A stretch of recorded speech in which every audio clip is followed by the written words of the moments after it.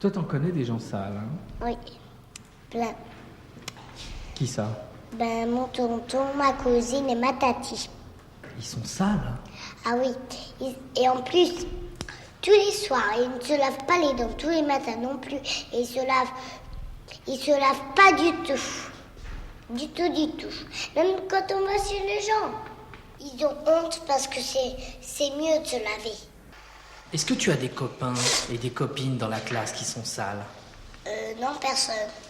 Enfin, Astrid, oui.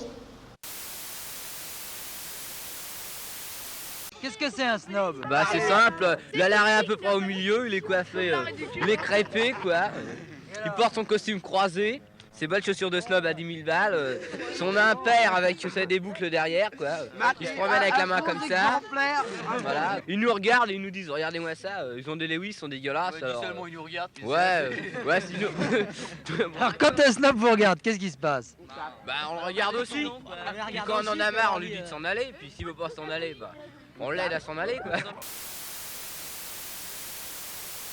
Bonjour madame, ça va bien? Ça va bien. Alors et les limaçons? Ah, ils sont bons. Ça marche bien les limaçons? Impeccable, impeccable. Ah, ça c'est très bien, hein? Oui, c'est bon, oui, ils sont Hein? bons. C'est vrai Bien qu'elle bon. avait vendu du poisson. Oui, je vendais le poisson là au coin.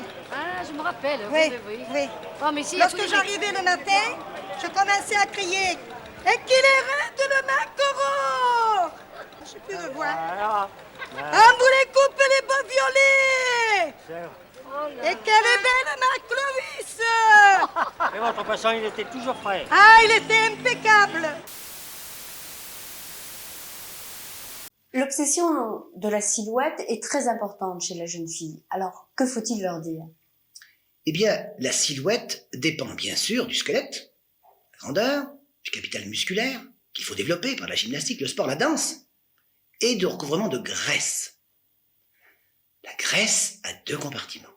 Une graisse, disons, métabolique, qui va et vient avec le régime. Je mange, je grossis, je mange moins, je diminue, harmonieusement. Je gonfle et dégonfle. Puis il y a là cette fameuse graisse, programmée par la génétique. J'ai des boules. Et entre 13 et 18 ans, je vais les remplir. Et je ne pourrai plus jamais les faire maigrir complètement. Je pourrai mincir, mais ces boules resteront. Les boules, ce sont la culotte de cheval, par exemple? C'est les poches sous les yeux, le double menton, la boule au-dessus des seins, la boule entre les cuisses, la boule à l'extérieur des cuisses, le gros genou, la grosse jambe. Nacera, si tu pouvais changer quelque chose à ton visage, par exemple, qu'est-ce que tu changerais? Mon nez. Il ne te plaît pas? Ah, ça me plaît pas. Le matin, je me regarde. Ça me plaît pas d'avoir ce nez. Alors, je me suis dit que si j'avais de l'argent, que je gagnerais peut-être au loto, ça peut toujours arriver, eh ben, je me ferais changer le nez. On peut changer son nez? Ouais, la chirurgie esthétique. J'ai le nez de ma mère et là, ça fait comme ça. Et puis là, c'est rond. Ma grand-mère, elle me dit que... Ma grand-mère, elle me dit, qu'est-ce que tu t'es fait? Tu t'es écrasé le nez là? Alors ça me plaît pas. Enfin, je me dis des fois que quand je vais à Marseille ou quoi, je vois les gens, je regarde des gens comme ça. Oh là là, ça me fait la peine parce que vraiment leur nez, il est vraiment exagéré. Hein.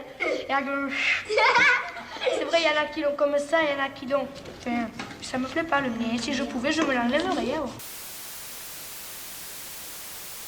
Je ne mange que 4 aliments, 3 solides, 1 liquide, qui sont le pain, le beurre, le chocolat, le liquide étant la bière.